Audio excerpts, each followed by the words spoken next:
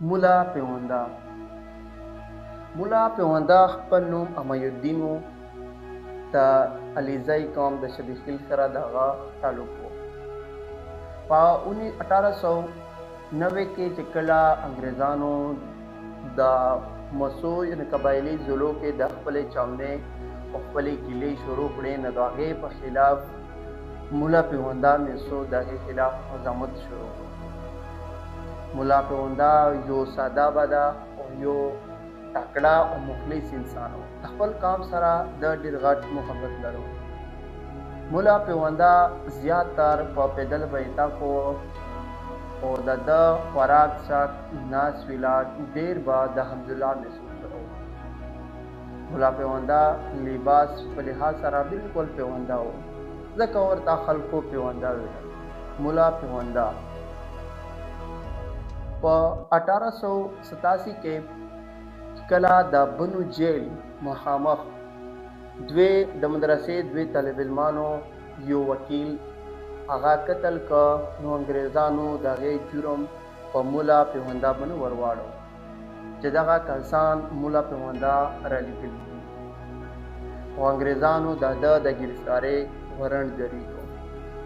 نو مولا پیونده د حمدالله میسو ته تمکین سره نږدې دوتوی دښته راغی، هلته کې یې پناه واخیسته.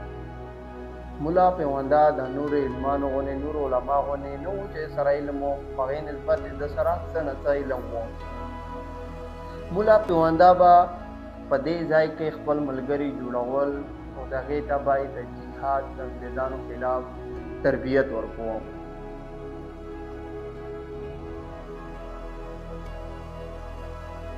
او په دې دوتوی کې د هغې سره د وزیر قوم، د وزیر نوجوانان او د میسود نوجوانان د هغې سره مل شول.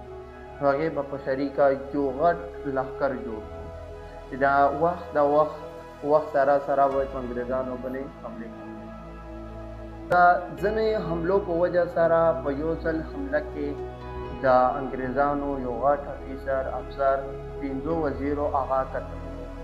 نو چې کله دا افسر یې قتل کړ، نو هغه انګریزانو د مسعودو د مشرانو نه د هغې 15 کسانو باره کې چې هغه د زمونږه په حوالې شي. نو مسعودو مشرانو یو جرګه وکړه. په دې جرګه کې مسعودو مشرانو هغه 15 کسان د انګریزانو په حوالې کړل. نو چې کله مولا پیونده ته د هغې پته ولګېده چې هغه ملګري چې کوم په حملې کې افسر یې وژلی و هغه د انګریزانو په حوالې باندې شول، نو مولا پیونده په دې باندې ډېر په قهر شو.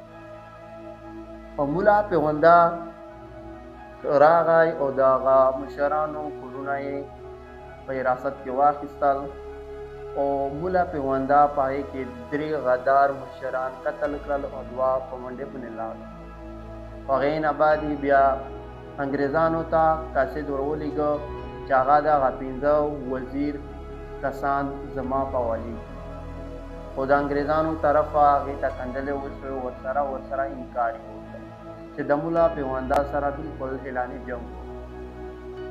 مولا پیونده د هغو کسانو د رعایې دپاره خپل یو غټ لښکر تیار کړو چې هغه مسعود وزیر ورسره تاریخ وایي چې 20 بیټني هم موجود وو.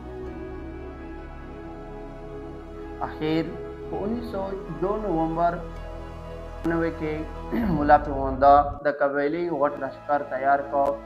انګریزان د خوب نه پاڅېدلي نه وو چې قبایل پرې حملهور شو، نو په هغې باندې حمله وکړه. خو په دې وخت کې د مسعودو د وزیرو سره ډولونه وو، ډولونه غږول، ورسره بوي ټیپک د هغې به یې ډزونه کول، او په دې کې هم باندې راغی. چې کله جنګ وشو، د جنګ نه بعد د انګریزانو غټ افسران هغه یې هلاک کړل، خو د هغې 200 فوجیان یې د ځان سره بوت کړل. په سواو مرګ نه بعد د انګریزانو جنرال ټرینال او میجر کونیل د هغې وروسته خپل فوجیان ولګول. نو چې کله جنرال ټرینال او میجر کونیل ته پته ولګېده چې هغه فوجیان خلیل لاسته راغلل، هغه لښکر نه یې څوک رانه وستل، نو هغې د شاته نور هم فوجیان ولیږل. کې انګریزانو د وانا، کنیګورم، ماهین، جنډولا، بنو په دې علاقې کې خپل فوجیان هغه تعینات کړل او خپلې شونیانې مضبوطې کړې. خیر بیل په 20 جنوري 1895 کې انګریزانو د مسعودو د لښکر سره د روغې کولو لپاره کسان ولیږل. هغې ته 3 شرطونه پیش کړل. نمبر 1 چې څومره هم منع نعمت هغه د انګریزانو نه اخیستی ده هغه به ټول واپس کوي. نمبر 2 ملا پیونده به د وزیرستان یو علاقې ته یو ځای ته به هم داخلېږي. نمبر 3 د هغې د جرم په تاوان کې مسعود لښکر او وزیر د کوم لښکر دی هغه به 50 ګن ټوپک، 200 پستول کمانچې په وخت کې او 2 تیرې او ورسره 1200 روپۍ به دغه په جرم دغه ادا کوي.